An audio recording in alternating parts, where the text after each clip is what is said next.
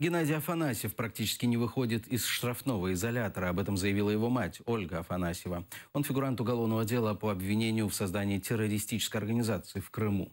Афанасьев осужден в России до 7 лет в колонии строгого режима. Недавно он подписал документы на экстрадицию.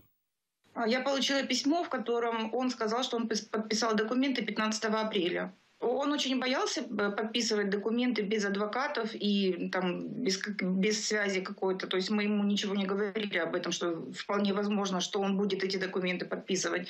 Но он их подписал, потому что сказали, что если ты не подпишешь, то значит ты отказываешься. Гена находится в очень плохих условиях, над ним просто издеваются, он практически не выходит из штрафного изолятора.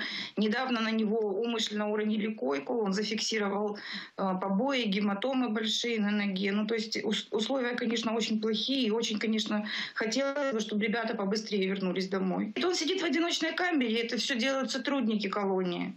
Он мне писал о том, что ему пытаются навязать паспорт гражданина России. Они обманным путем заставили его сфотографироваться, они сказали, что это наличное дело, а потом, как он мне написал в письме, что ха-ха-ха, сотрудники колонии ему в лицо рассмеялись и сказали, что мы тебя обманули, так и сказали, мы тебя обманули, мы тебя сфотографировали на паспорт Российской Федерации. Но, насколько я знаю, такие паспорта приготовлены всем ребятам, которые проходят по нашему делу, но никто их не подписал.